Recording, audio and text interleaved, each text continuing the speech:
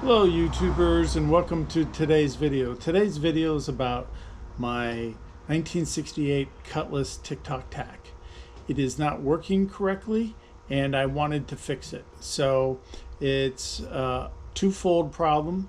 The clock isn't working correctly and the tack is not always displaying correctly. So I'm going to tackle both of these issues today and we'll go through and see what it takes to fix the tack. Well, I have the tack out of the car now. I took off the cover off the front right there, and I'm looking it over and just kind of documenting what I see. This is the label that was on it. I'm looking at the writing on here and I'm kind of doubting that the factory actually wrote that stuff on there. I think this tack has probably been apart before. I took the light bulbs out of it, and one of the reasons that I say that is that there's a foil cover here. So my camera is messing up here. Like I was saying, I think this tack has been into before, because when I found it, this cover was, pulled back, and that's where you adjust the timing of the tack. So I think the tack reads correctly some of the time, and then when it gets over a certain RPM, I don't think it's correct. So I'm going to be testing that to find out. And if it's not reading right, then I'm going to have to figure out what I want to do. The clock will work if you keep nudging it along, but I don't think it'll continuously keep running unless you play with it. All right. Now I'll try to show you what's going on. On this tack, apologize for the lighting, but it's right around 800. On this tack over here, we're running a little bit lower. So we're running probably around 600 or so. So what I don't like about these tacks, they're not 100% accurate. You adjust it one time for 1 RPM range and you get it on, then you adjust it again for a different RPM range and it got the first range off. So I don't know what I'm going to do. I'm going to play around a little bit more with this and see what I come up with. Yeah. Oh. Well. There you go, guys.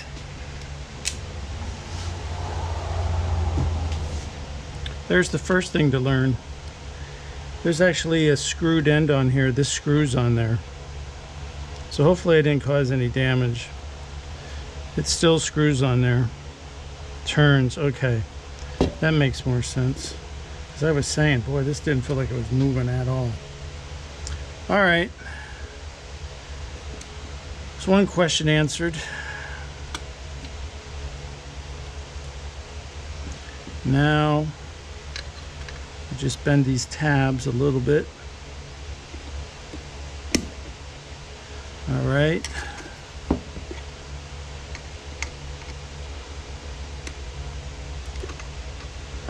Okay.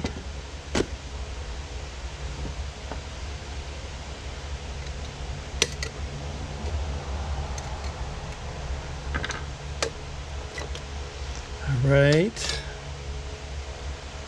Okay. So now we're inside the gauge.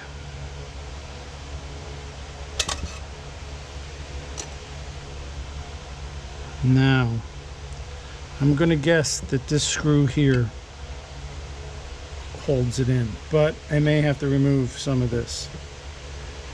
So let me get set up for that. All right, so let's take some of these off here. These are 3/8 screws. So this is the ground. You may not be able to tell, but in the center of the tack is the ground. You can also ground it on these pegs or the metal. Seems like they're self-locking almost, because it's kind of doesn't really interested in coming off too much. All right, so there's one of those. This is the tack. All right, I'm gonna have to have 2 3/8.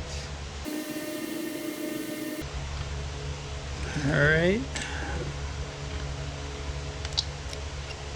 All right, good, it's loose.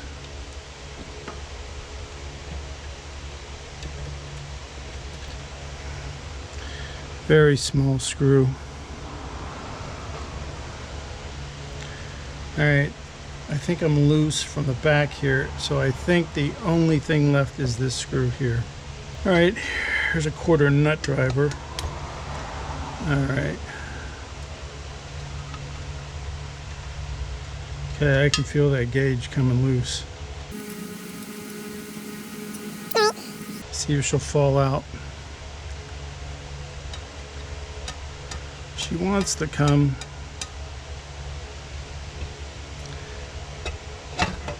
There she goes. Ooh, there's a gasket in there that's broken. Don't know if it was actually doing anything or not, but yikes, is just falling apart. There it is. Here's what it looks like on the inside. I only see, there's, okay, so the rest of the red contacts are still hanging on. All right, so this one didn't, stayed in there, so I'm gonna put it on. Oop. Dang. Well, I'll be searching for that. Okay. All right, so there is the, now I'll bring you down so you can see the electronics better.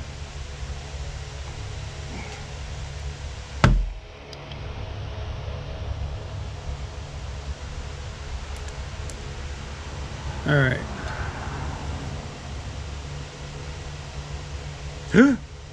What the heck is that? That does not look good. That does not look good at all. That, my friends, I think is part of the issue. Fortunately, it looks like I can desolder that and solder that in once I figure out what the hell it is. Okay. Ugh. All right, it looks like, yeah, I can remove this board with 3 screws. That's what it looks like.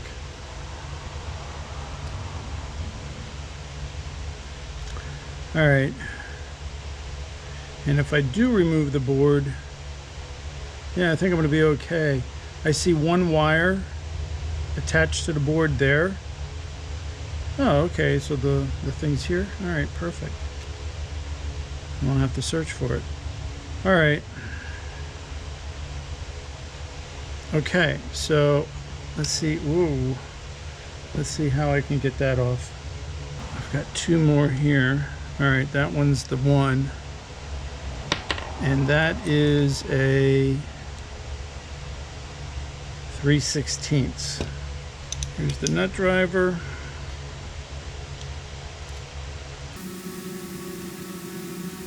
One, 2,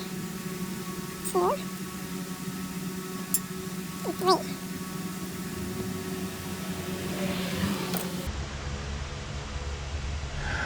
Okay, couple of wires.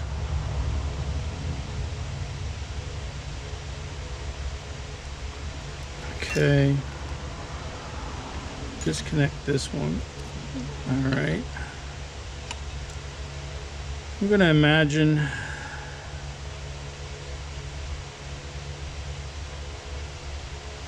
it looks like the clock, everything with the clock would be down there. Boy, I see a little, it looks like a little tiny screw that holds in 1 wire. And probably another little tiny screw that holds in something else. Boy, there's all kinds of white stuff flaking off that and falling down. So I need to, well, for right now I'm going to lay you back on here. All right. And I'm going to put one of these screws back in just to keep this thing together.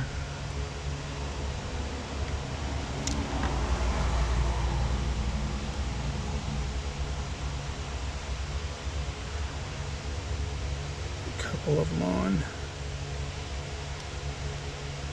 I don't want to bust them wires off. Okay. All right. Well, I guess I look for any writing on here, which I don't feel or I don't see.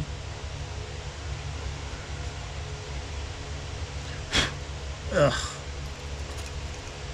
Crap everywhere. All right, so this is the tack right here. So you can see, if you can see, that's moving the tack. All right, so somehow that moves the tack. All right.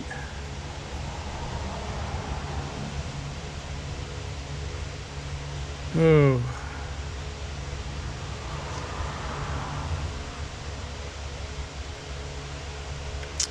I don't know if I'm going to be able to find out what this is. I mean, I'm going to find out, but I don't know if I'm going to find out based on what I can read.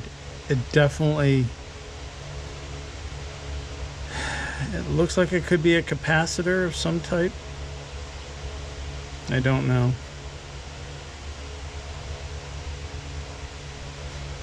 All right, well, that'll be some research on me to find out what this guy is. It definitely looks like it's green in there, so something's gone bad.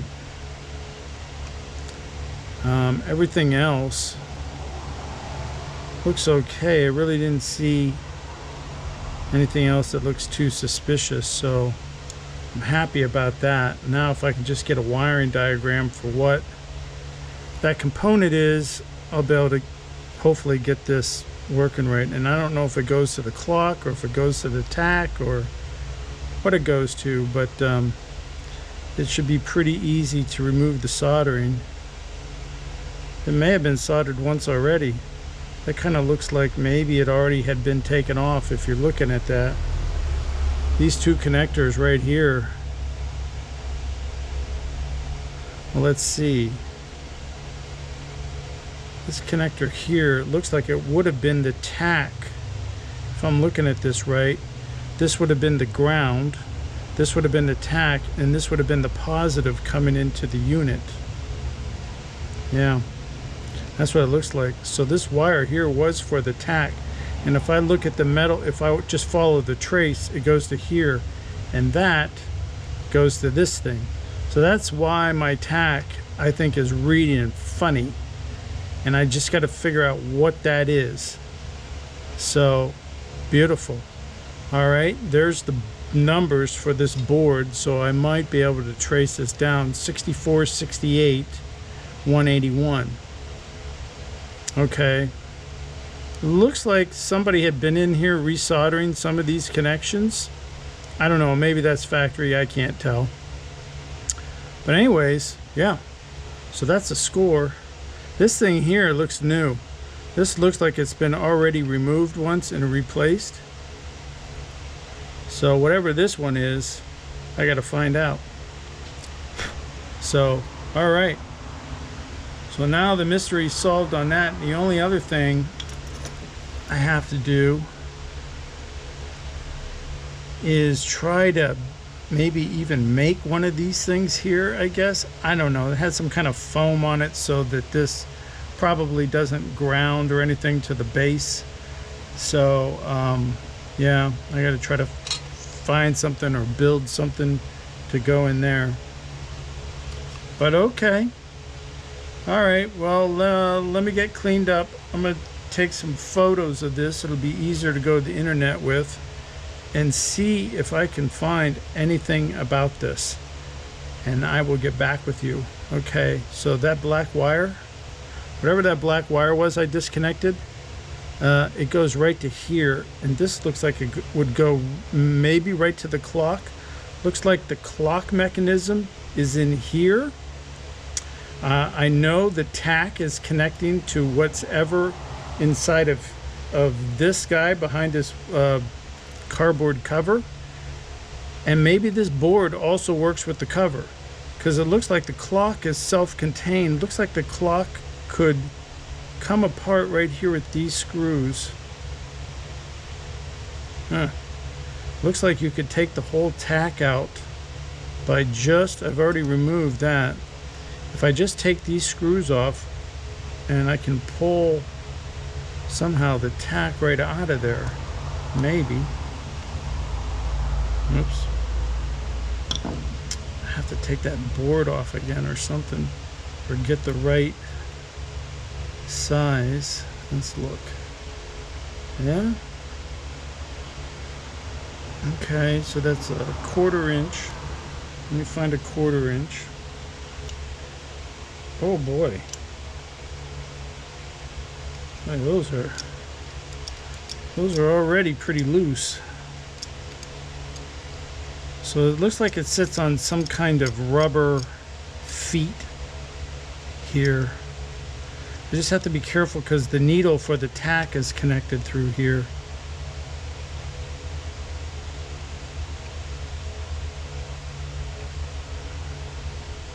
Now I did notice that I didn't need a ground to run the clock, which was weird to me. Once you got power to the unit here, the clock will work without any kind of ground. So that is a little bit different. The problem is with the capacitors. This one had white powder all over it. It's bulging. It's not looking very good, and it was making the tack not read accurately. There's another blue capacitor on the back here that I still would probably have to deal with too. It doesn't look like it's bulging quite as bad, but might have been bad. You'll also see right here this little pin. That pin right there, that runs the power for the clock. And as we're going to see in a segment here, I try to get information on this capacitor, and I just wanted to desolder it from the board and resolder on a new capacitor. But the guys that fix these things, they don't want to share information, and they had no interest in sharing with me what size capacitor there was. I couldn't find a schematic for this one, so I thought I was dead. And I had written on the forums, on Oldsmobile forums, and I got lucky that a guy out there said, hey, they're selling new boards. So instead of me trying to fix this board, he's like, you can get a new board. I'm like, really? So I went out on the on eBay, and yeah, sure enough. So I ordered one from this Cajun tack shop, and they sent me a new board. So here's the new board, and yeah, so I'm hopeful that this board goes smoothly, but I can see right off the bat there's one problem, and the problem is right here where it says 12 volt for a clock. There's no pin there, so that means I'm going to have to solder in a pin, and since I don't have one, and I think I'm going to get stuck desoldering this pin off of this board to solder it on this board. So that's one thing that'll have to be dealt with in the future. This board does have a little micro screw there to adjust the RPM. And when you order this board, you have to tell him, you know, what size engine you have and what kind of distributor you have. Meaning, do you have an HEI distributor? Do you have a points distributor? Do you have one of those aftermarket units sitting in your points distributor so that you can get a tack that can read the signal? So I'm using points-based distributors, so this is a points-based tachometer. But what I like about it, everything's new. There shouldn't be any leftover problems, I'm hoping, on this board. And I should be able to get this, hopefully, up and running fairly quickly. So, but that's project number 2. Before I can put the tack together, I have to fix the clock, and this clock suffers from the same thing that all the clocks of this era suffer from, which is the points have gone bad. Now there's a little bit of work to get to this thing. You have to remove this not only from the tachometer, but you have to remove it from the case, and you know, you have to take the hands off. And you know, some guys are showing you they're taking a fork and they're taking these hands off. You know, I just came in here and just pulled them off with my hand. I didn't have any repercussions from that. And then it was just a matter of figuring out how to get this out of there. And basically all I did was get a screwdriver under a couple of these lips where I could get a little tiny screwdriver under here, and then I just pried it out. And really, you can just see in this case there's one little edge here, and probably there was one edge there that were kind of like folded over to keep this in there. Once you get this in here, it's really a mechanical clock that winds itself. So it does that by a little electrical pulse, and I'm just looking for it. There they are. The contacts that make this thing work, which are right here. So if I get it to go there, okay, there it goes. All right, so what happens is when the electrical connection is made, and there's an electrical connector right here, that this arm gets shot out when these 2 points come in contact with each other. And there are contact points, and I hope that this is going to come out. Let me see if I can get some light, more light in there. There's a contact point there, very hard to see, and then another contact point on that arm down there that's coming up. Now you can see the clock mechanism. It's a mechanical clock working, so it just gets wound about, takes around 2 minutes, somewhere around that time period, for the arm to come back up here, reach electrical contact with this other thing, get shocked back down, you know, for another winding of the clock, and that keeps this electric mechanical clock from chewing down your battery. So it only takes a little volt of power every 2 minutes to keep this running. So it's not a huge drain on your battery at all. And as you can see, you know, there's just a bunch of gear work and everything, and it's a regular mechanical clock. This is how you adjust the time. So basically you're just pulling down this and engaging, and then turning the gears manually. The clock is working fine. I don't see any problems with that. So so what the plan is here, and I did a little bit of research as you're watching the arms come together here, is to replace the worn out contacts that are on both of these features right here. I'm going to do that, and I've seen some different people talk about this, and one guy took points out of a distributor and then had to shave them down to get them to the right size, and then you know, had to mount them in there. And that all sounded good, and I've seen some other forums, and I saw this one guy talk about using this little end out of a jack, which seems to me to be just about the right size of this. And we know this is an electrical connector, so that it's going to conduct electricity. That's what its whole purpose is. So as you can see, those 2 points are connected now, and the clock will stop. And it won't wind up. There's no power connected to here. But this does look like it's the same size as this. So if I was to take a Dremel and just try to take a sliver off of here, I think then I might be able to solder these ends back onto this clock. Now, there's no room in there, especially with this top on. So what I think I'm going to do is take these 3 screws out. Now I know that there is a main winding in here that is going to come apart as soon as I do that. So I'm going to have to take special note of that. But I don't think there's any way I'm really going to be able to solder in here unless I, you know, get one more level of deconstruction on here. This is, you know, multiple levels of deconstruction to get to this point. So I guess one more level won't kill me. So let me get started on that. Now, the tricky thing with these things is finding somewhere to work on them. All right. I gotta...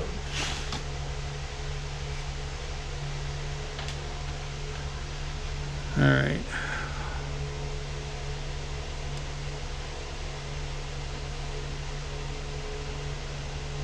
Now, I've never taken this apart, so I'm hopeful that I'm not making a critical error in... Uh-oh. That guy doesn't seem like he's interested in turning. I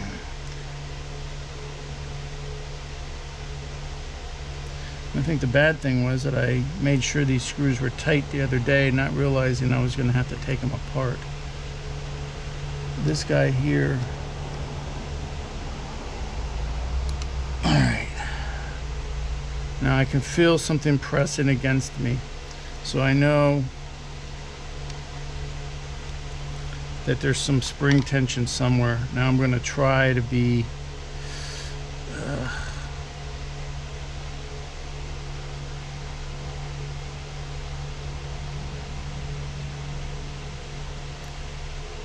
oh.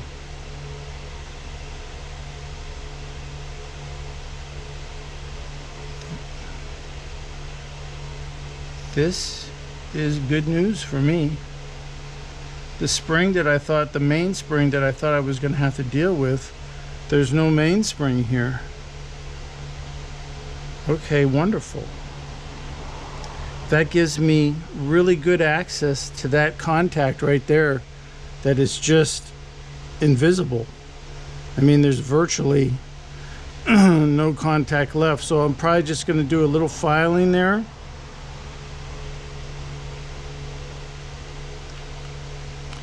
And do a little bit of filing here, and then try to solder on a new contact. Yay. So that seems fairly straightforward. Alright. So the next thing to do is to try to make these contacts. So I'm going to have to get out my Dremel and set this up so that I can cut. So let me get ready for that. Alright, well, I've got everything set up. So what I'm going to try to do is, there's a little bit of a rounded end on here. I'm going to try to flatten that up a little bit. So I got my Dremel attached to like the extended tip so that I don't have that bulky machine in my hand. And I'm going to try to get this sucker flatten it off a little bit, take some of that bulbous off there, and then I'm going to try to cut some slivers off of here so that I can mount them, use them into my clock. So I've got all my stuff lined up here. Let's hope that this goes well. I'm never super excited about 10,000 RPM machines spinning shit in my face, but especially all Chinese, from my Harbor Freight helping hands here to my Hobby Lobby Wen tool. But I can tell you so far, for 20 some bucks for this Wen rotary tool here, it's been very good. But as you can see, I'm not necessarily happy with the quality of these discs. Holy moly. I mean, that's the second time that's happened to me. Like, if anything goes wrong and this disc just hits anything wrong, it just breaks. So they are pretty fragile. I'm not very happy about that. So I'm going to make sure that when I'm working, I'm keeping this piece of plexiglass here between me, and I got my safety goggles on too, because I don't need one of those things flying into my face. So hopefully I've gave myself enough protection. Let me put on a new tip and then we'll get started. Alright, well, I'm all loaded up here. I did check the rotation of this. The rotation is that way, so when it spins, so I'm not going to try to do anything on this side of the blade because it'll spin it up into my face. So I'm going to try to do everything on this side of the blade, which will spin it down towards the table. So let's see how effective it is in making that side not rounded.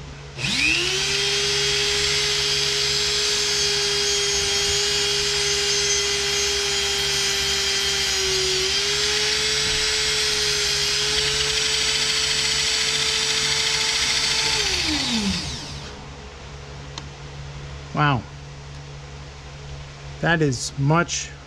Do I got the light on?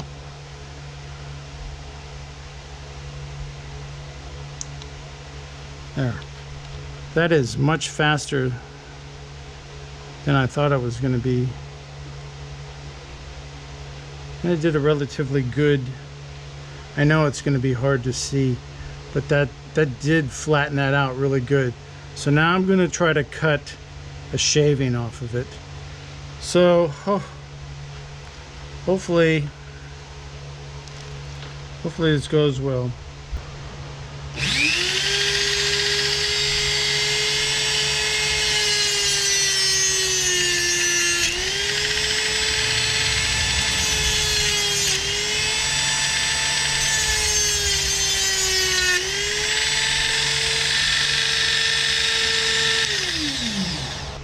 All right.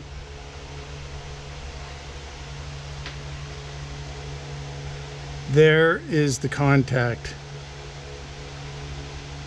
And I'd have to say, looks darn near, you know, it may not be perfectly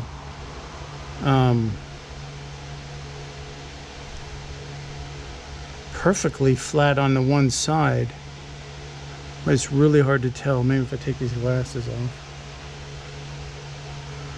It's a little rough right there in this side. I think that's the side I was cutting.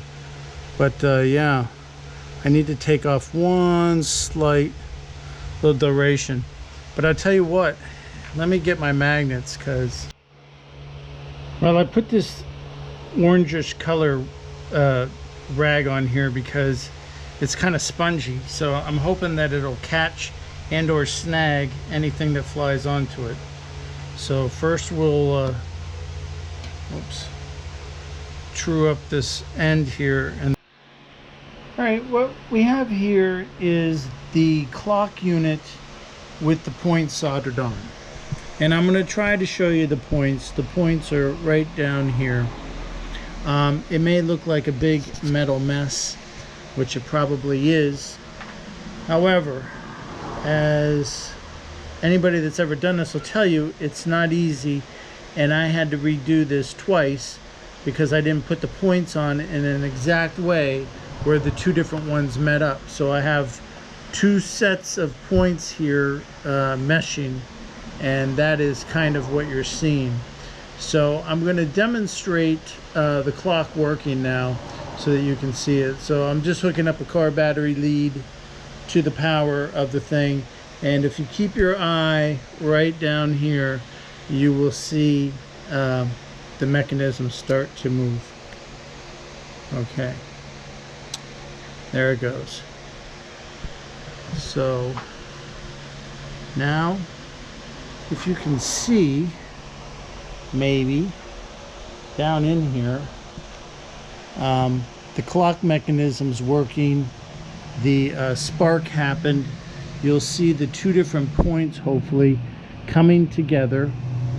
And while it's not dark in here, even when it was a little darker when I finished this up last night, I did not see any evidence of any sparking. And the reason, I believe, is because of the material that I chose to use to keep this working. I didn't go with regular points. I didn't, because regular points wear out. So this metal here is a lot tougher. You saw it came from the jacks. Let's see the points come together, and then they should separate again. There you go. There was a slight flash, I believe, and then they separated it and kept the mechanism running. So it's ticking. And if we come over here, I just put the second hand on here just so that you could see the clock working. I didn't feel like putting the other hands on, just because I still got to put on the face to this. So I didn't feel like going through all that work. This just demonstrates that the clock is working, the mechanism is working. You know, I know some guys say they leave their running for days to make sure that their clock is working all the way. You know, I'm not really depending on this clock to keep, you know, super accurate time. I did go through this exercise somewhat, see if I could do it. And do I really need a old clock working in my car? No, I've got a watch right on my wrist. But what I did want to do is challenge myself a little bit. This is a challenging product, and it appears to be working okay. So it's working as well as it ever did. So, you know, that's what I wanted. I wanted a working clock. That's what I got. I'm not going to lie to you and tell you that it is easy soldering on those little pieces of metal on there. It's not really easy, but it is doable. And like I said, the world's not going to stop working just because this clock doesn't work. So I consider it a win. It wasn't working before, so it's working now. I assume it's as accurate as it's always been. So I just wanted to, you know, bring this up for you to see. Basically, you can see now how these things are put together and what they do. So, you know, you don't have to be intimidated by yours now. You'll be able to do this on your own, hopefully, if you choose to do so. So the next thing is to work on the tack again. So I'm going to do that, and so that's the next step. Okay. So what I've been working on was putting the clock back together. So I put the face on it. I put the hands on it. It is looking all right. I put its power lead on there. I haven't tightened it up yet. But I can tell you when I went to fold over there should have been little tabs here and over here. The tabs broke off. So what I did was I just took some silicone for like, you know, any leaks that you would get on valve covers or anything like that, that blue silicone that you get, and I just put it there because it matched that color. That's why I went with that, and it's holding the clock face on just fine. So that part is done. Now I've been looking at, you know, what it's going to take to hook up this new board to the mechanism here for the tack. One thing I noticed is when you lay these next to each other, this right here is not the same connection that this one has. This is for the I believe that's for the light. I can't remember which one. It looks like it's the light. Anyways, that isn't going to work. That's not going to pop through. And then I looked at it and I go, oh, they put it on the wrong side. So I'm just going to flip this connector around. Looks like it takes a new size screw, but that'll be all right. And then we'll put it in, you know, just flip it around. The other thing I need to do here is actually take the power pin, which is right here for the clock, and I need to unsolder it and solder it on the board where the 12-volt clock is located right there. And of course, then I have to connect these black and white wires over to the tack unit itself over here. So I cut the wires from the old board, and then I'll resolder these on as soon as I get this pin, clock pin set up. So let me get set up for that.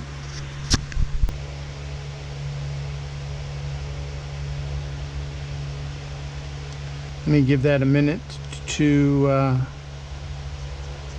harden up, and then we'll see what it's like.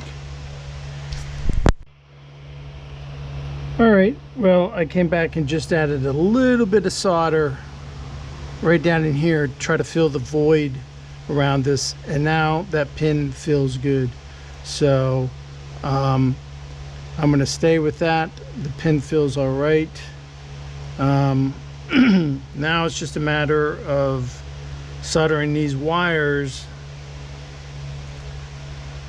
onto the tack coil, whatever you want to call it. I think I'm going to try to go to where the original location was for these.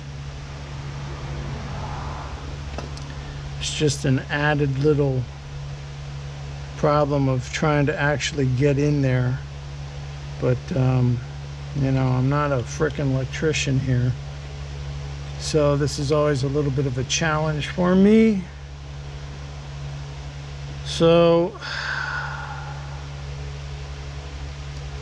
let's try it. I don't know what I'm going to get into. The first thing is obviously remove the old wire out of here. I mean, I could try just to solder to the existing wire, but really this thing is so thin. I mean, it is, I don't know if you can see that. I really can't lift this tack up. This coil's not connected to the base, but it's just a micro wire, and I just don't think I could try to solder to it. I don't know. Let's see if this will work. See if we can get this to come apart.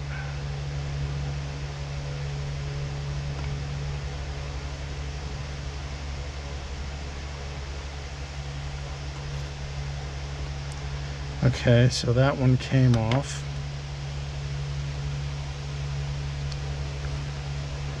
Now,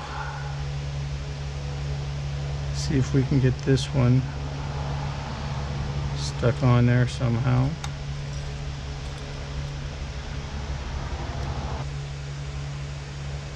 I think it got it. Yep. One more.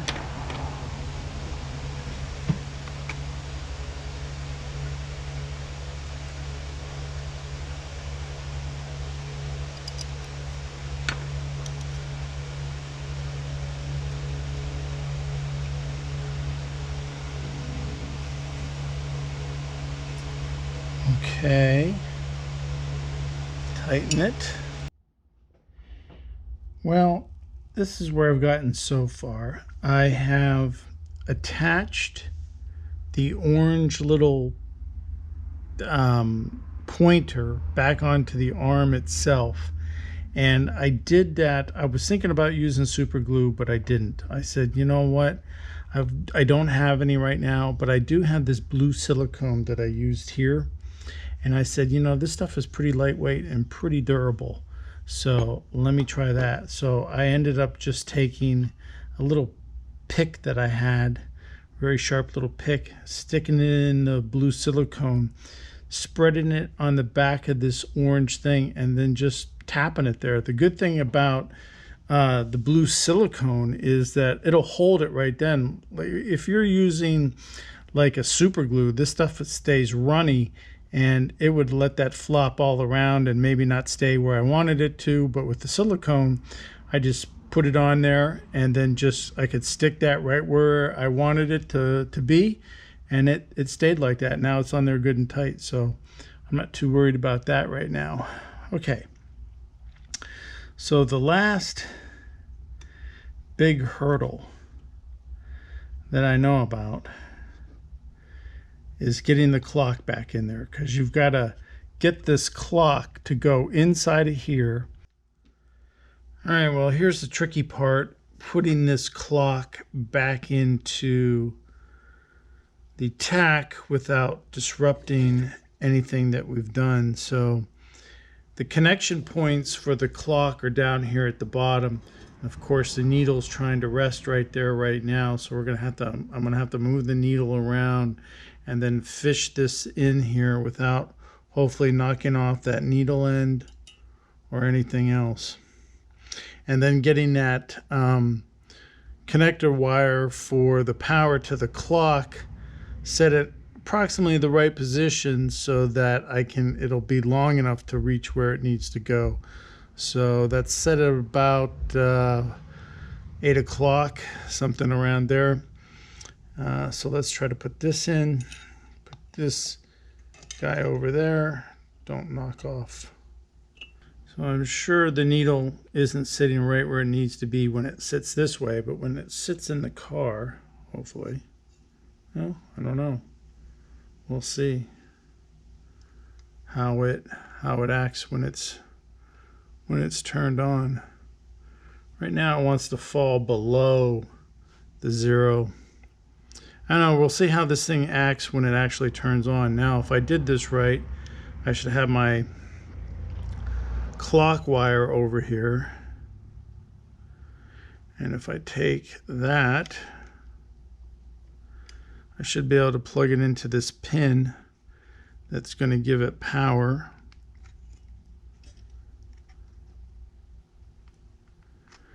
Just like that. That's not far enough. So theoretically, this should work. I'll pick this guy up. I'm going to put these red ones on. So there's one screw there and one hole here. So these are going to fit in there. Hopefully this all lines up. All right, that one's going in. There's one. I'm only seeing one. Oh, I got it wrong. I got it clocked wrong. Okay. Now if I did this right, the hole should line up. Which it looks like it's pretty close. So let me get the one screw. Okay. There's everything in there. Now I see that red washer came out really good over here on the clock one. Not so good on the distributor connection. Okay, maybe that lined it up. Maybe. I don't know. I'm not real crazy about that. I am getting that hole there for the light lead. Everything is real close. Okay, so this one would go there. This one would go there. Need a couple of bolts. And then we'll be ready to start doing some moderate testing. You can see how important it is that these boards are manufactured correctly, because that guy is like right on the verge. And since it's a power connector, it can't ground on here. And it looks like it's going to try to ground on there. And that's going to be an issue. As you can see, the older style, the original was a lot skinnier, and the newer one is a lot bigger bolt, and that's a skinny hole.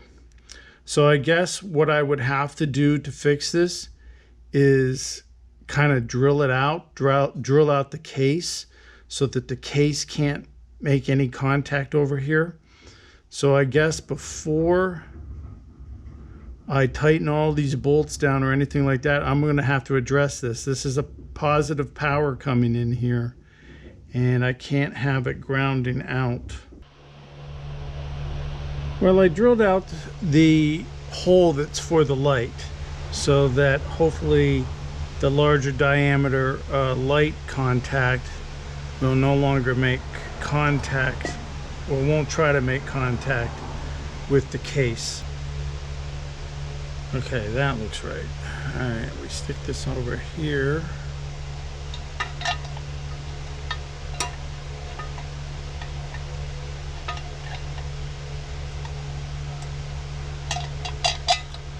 Get these through. All right, now before I go any further, I want to see if these lights work. We can get a light. All right, that for sure is coming on. All right, got one side working. All right, some time has passed now, and I've sent this gauge, this tack, out to the place where I bought the board from to have them look at it, because I put it in here and I couldn't get the tack to work.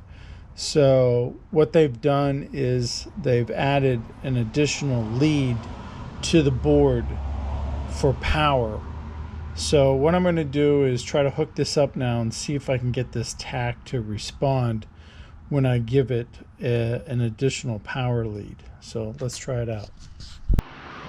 All right, well, I've noticed some things, and I don't think I'm going to touch the tack right now, because if you can see the needle right now, it's down below 0. But you also may notice that the hundredths is off. I mean, it isn't level. But as soon as you get the hundredths, the RPM, the label there, it comes back to 0.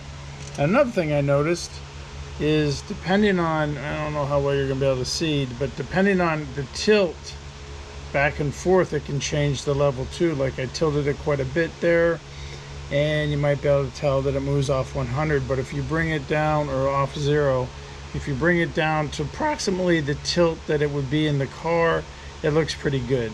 So I'm not sure how much that affects it, but you know what? At this point, I think the guy that looked at my gauge probably calibrated it. So I'm going to go ahead and leave it like this. I'm just going to put this cover back on tight the way it should be, put the knob back on here, and put it back in the car and see what happens. I'm not living and dying by this tack. It's not like I'm going out to the track and 100% worried about it. I just want, if it's in the car, it should work. So that's what the purpose is. So hopefully it's fairly accurate. It wasn't accurate before, so my hopes aren't dashed if it doesn't turn out that way. So let's get it ready to go in. Let me just show you the working tack now. So hopefully you can see. Let me turn on the lights. So hopefully you can see there. Try to block as much outside light as I can. The gauges are lit up. The tack is working. As you can see. Well, let's kind of recap what happened with the tack there. As you saw, I had to replace the board because the original board was no good. The capacitor was no good. I couldn't find any documentation on the board or what was on it, and I just felt like it was a dead end. So I wanted to give up on that board, and I partially did that because I heard that there was new boards out there. So I purchased the new board. I put it together, and the tack did not work, and I couldn't get it to work. So I contacted the manufacturer, the person that I got it from, and he recommended that I send him the tack. So after I had put everything together, I shipped the tack off to him. And when I talked to him on the phone after he got the tack, he mentioned that he thought it was missing a power. It might need power now. Now the reason that I feel like, he didn't tell me this, but the reason I feel like it needs power now, a separate source of power just for the tack, is because this is a different board. This isn't the factory board that was in it. This is an aftermarket board, and while it's very similar, the components on it are completely different. So the sense is, from what I understand from talking to him, the extra power is needed because the signal is kind of a weak signal from the points. As you can imagine, it's it's only a negative signal coming from the points opening and closing. And so with the extra power provided by the lead coming in, the tack works, and I'm happy with it. So I'm happy that it's all working again. This is a project you can do. If you don't want to spend the money to buy a new tack like I didn't, because they don't really sell a 68 and 69 tack separately. They sell them as a pair, meaning you have to buy, I think it's the speedometer and the tachometer in a package, and you're up to $600 or thereabouts to buy that.